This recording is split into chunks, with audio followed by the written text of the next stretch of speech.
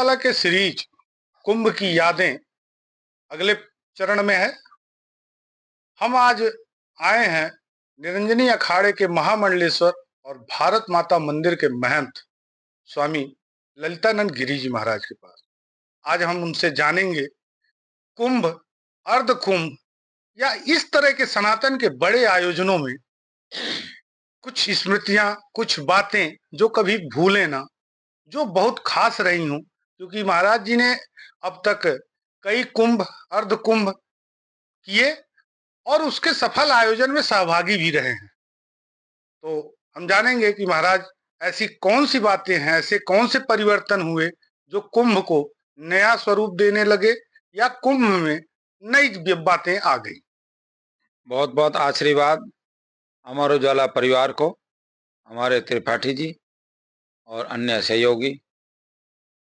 कुंभ हमारी प्राचीन अनादिकाल से ये कुंभ की परंपरा है।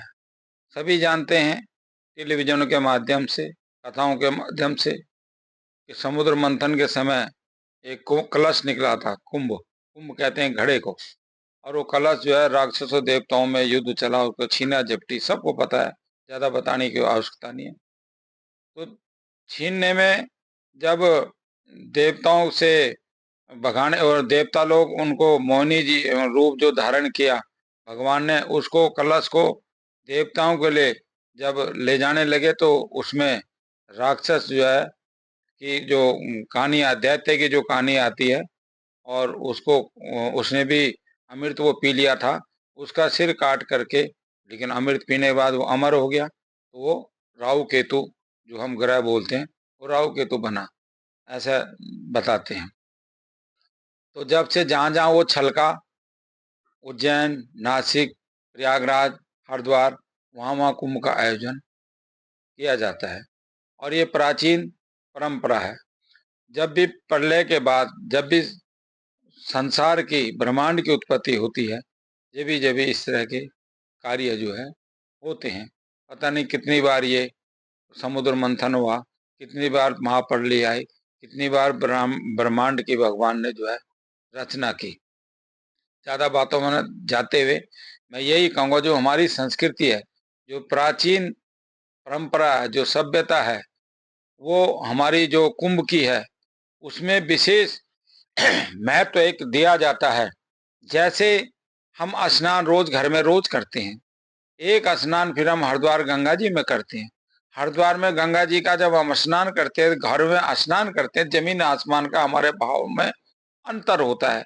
एक पर्व आते हैं, अमावस्या पूर्णिमासी का, एक पूर्णिमासी विशेष कुछ आती हैं, बौद्ध पूर्णिमा, कार्तिक पूर्णिमा, फिर बैसाखी का स्नान होता है, अमावस्या होती है, फिर सोमती अमावस्या होती है। सोमती अमावस्या के प्रति हमारे और ज्यादा भावना, अभी में ज्यादा पुण्य मिलेगा। इसी तरह से कुंभ 6 साल में हरिद्वार में आता है, 12 साल में आता है, प्रयाग में भी 6 साल में आता है, 12 साल में आता है, नासिक में 12 साल में आता है, उज्जैन में 12 साल में आता है। और इस बार जो अर्ध कुंभ को सरकार मनाने जा रही है, कुंभ का दर्जा इसको दिया है। क्यों दिया? उज्जैन के कुंभ में, यहाँ के कुंभ में 1 साल का अंतर है, इसलिए सरकार इसको मनाना चाहती है। बहुत खुशी की बात है, और बहुत इससे आध्यात्मिक दृष्टि से लाभ होगा, आर्थिक दृष्टि से लाभ होगा, व्यापारियों का लाभ होगा, उत्तराखंड सरकार का लाभ होगा। जब सरकार का लाभ होगा तो पूरी जनता का लाभ होगा, सभी को लाभ मिलेगा। विश्व की आध्यात्मिक राजधानी है हरिद्वार, पूरी देश दुनिया हरिद्वार के अंदर जो है श्रद्धा से, बड़े भाव से, बड़े प्रेम के साथ वो लोग आते हैं। 4 धाम की यात्रा भी यहीं से जाती है। हरिद्वार का ये हरि का ये द्वार है, सब अपना आपको बहुत भाग्यशाली मानते हैं। मैं उत्तराखंड सरकार का, भारत सरकार का यशस्वी प्रधानमंत्री और देवभूमि उत्तराखंड के यशस्वी मुख्यमंत्री श्री पुष्कर सिंह धामी जी का, पूरे शासन प्रशासन का मैं धन्यवाद करता हूँ, आशीर्वाद देता हूँ, जिन्होंने ऐसी योजना, एक कुंभ को बहुत अच्छा दर्जा दिया और कुंभ को बहुत अच्छी तरह से, कुंभ का जो पर्व है इसको मनाने का जो कार्य किया, उससे हमारे अखाड़ों से सहमति ली गई, संत महात्माओं से जो है पूरी सहमति ली गई, सबसे विचार विमर्श हुआ, सरकार ने सबका मान सम्मान रखा। और कुंभ में विशेष करके हमारे अखाड़ों का विशेष इसमें महत्व होता है। हमारे नागा बाबा आते हैं, अखाड़े की इसमें व्यवस्था होती है। अखाड़े के विचार विमर्श से ही जो है शासन प्रशासन सारी कुंभ की व्यवस्थाएं करता है। बहुत अच्छी बात है। प्राचीन काल की ये जो परंपरा कुंभ की है, ये सभी को जगाने का जो कार्य, अभी प्रयाग में बहुत बड़ा कुंभ हुआ, 65 करोड़ भक्तों ने, श्रद्धालुओं ने उसमें स्नान किया। सरकार भी पूरा ध्यान दे रही है, जनता भी जाग रही है अपने धर्म के प्रति, सनातन के प्रति। बहुत खुशी की बात है। मैं मीडिया का भी धन्यवाद करता हूँ। मीडिया भी बहुत अच्छी तरह से जो है इसको दिखाने का, समझाने का जो है प्रयास कर रही है जनता को, ताकि लोगों का भावना बने, प्रेम बने। और जब भावना बनेगी, प्रेम बनेगा, एक दूसरे के प्रति बैर भाव कम होगा, आतंकवाद खत्म होगा, देश की तरक्की होगी और राष्ट्र हमारा जो है मजबूत होगा। अनेक प्रकार के, कितने हम, हमारे पे कोई शब्द नहीं है, जो जितने भी शब्द हम बोले उतने थोड़ा है। ये कुंभ के आयोजन के सारे कुंभ के आयोजन के द्वारा अनेक प्रकार के जो है हमारे देव उत्तराखंड को, राज्य को पूरा जो है अर्थव्यवस्था की दृष्टि से मजबूती मिलेगी। हरिद्वार का हमारा विकास होगा और सभी के प्रति, संत महात्माओं के प्रति जो है सभी की श्रद्धा बनेगी और हमारा संत महात्मा के इसमें विशेष महत्व होता है। उनके दर्शन करने के लिए और संतों के भेष में, नागा बाबाओं के भेष में देवता लोग भी जो है स्नान करने के लिए यहाँ आते हैं और स्नान का लाभ लेते हैं। अमृत की जो है जो परंपरा जो इसमें है, उस परंपरा का हम लोग पालन करते हैं और सरकार भी पूरी तरह से उसमें जो है पूरा सहयोग करती है। उसमें हमारे संत महात्माओं का भी पूरा सहयोग रहता है। जनता को किसी प्रकार की कोई परेशानी ना हो, सब प्रेम से, श्रद्धा से जो है स्नान करें और सभी पूरे राष्ट्र के कल्याण की भावना से सभी स्नान करें। अपने सभी को जाड अंधकार, आप जड़ रूपी अंधकार में जो समाज सोया हुआ है उसको जगाने का आप हमारे मीडिया के द्वारा, अखबारों के द्वारा, चैनलों के द्वारा, हम अमर उजाला परिवार एवं अन्य संगठन भी इसमें सब लगे हुए हैं, पूरी मीडिया के लगे हुए हैं। इसको आप लोग बड़े अच्छे ढंग से जो वो कर रहे हो, समाज को दिखा रहे हो, उससे समाज की श्रद्धा बनेगी। क्योंकि जितना इसका प्रचार होगा उतना लोगों का झुकाव होगा। स्नान करेंगे, बुद्धि सुधरेगी, सद्बुद्धि सबकी बनेगी, अपने बच्चों को सुधारेंगे। जो लोग बच्चे आजकल बिगड़ रहे हैं, नशे की तरफ जो जा रहे हैं, वो नशे से भी लोग बचेंगे, छुटकारा मिलेगा। सब अपने बच्चों को समझाएंगे और बच्चे भी जब वो स्नान करेंगे उनकी सद्बुद्धि बनेगी, संसार की बुराइयों से बचेंगे, अच्छे मार्ग पे वो लगेंगे। जब हमारे सब लोग अच्छे मार्ग पे लग जाएंगे तो हमारे देश में शांति होगी।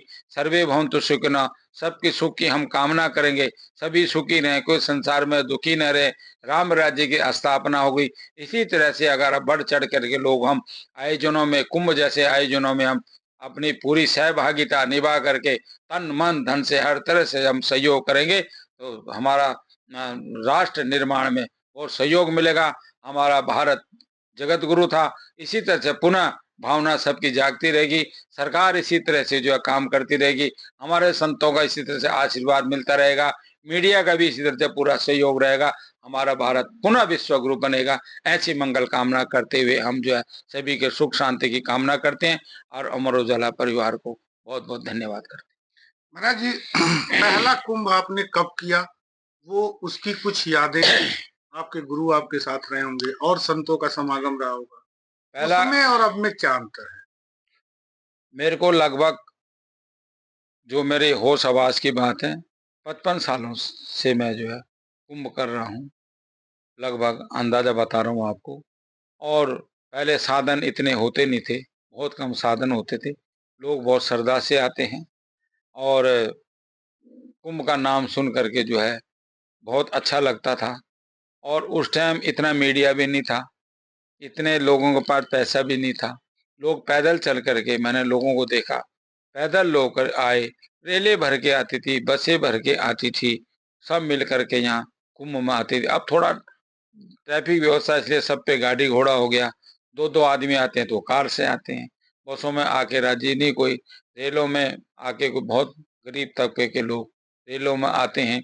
अब प्रचार ज़्यादा हो गया, पहले इतना प्रचार नहीं था।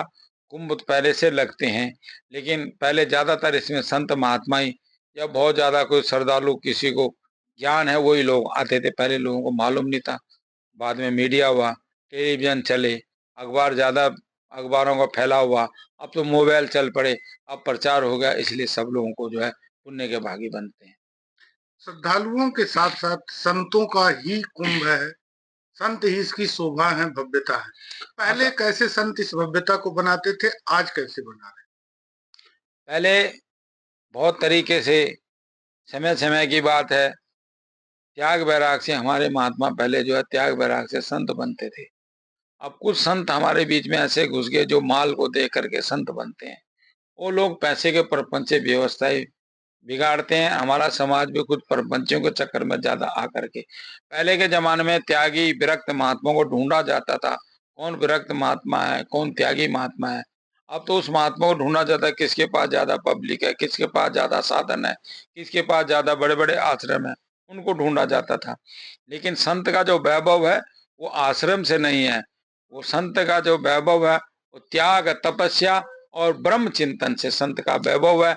अगर वैभव से संत का पहचान होती तो सिकंदर जैसे लगा बाजार कुदरत का, जहाँ हर चीज बिकती है, लिखा जिसके मुकद्दर में उसे तो मुफ्त मिलती है। कमी क्या थी, सिकंदर के सभी हाली मुहाली थे, किया जब कुछ दुनिया से तो दोनों हाथ खाली थे। ये कोठी बंगलों से हमारा वैभव नहीं है, संत का वैभव तो एक त्याग, तपस्या, ब्रह्म चिंतन से संत का वैभव, उसी से संत की पहचान है।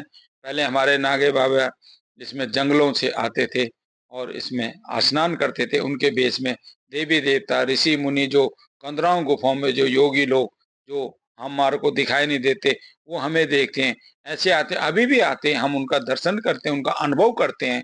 बताने की कोई बात नहीं है, जो उनको देखता है उसी को अनुभव होता है। ये बातें ज्यादा बतानी भी नहीं चाहिए, ये बताने की बात भी नहीं होती है, अंदर की बात है, स्वयं व्यक्ति को अनुभव करना चाहिए। श्रद्धा से जो व्यक्ति जैसे जिसके अंदर ऐसी श्रद्धा होगी उसी तरह से उसको अनुभव होगा। और इस हमारे प्राचीन परंपरा है, संतों का कुंभ है, संतों के देश में देवी देवता भी जो है यहाँ स्नान करने के लिए आते हैं, हम सबके बीच में वो स्नान करते हैं।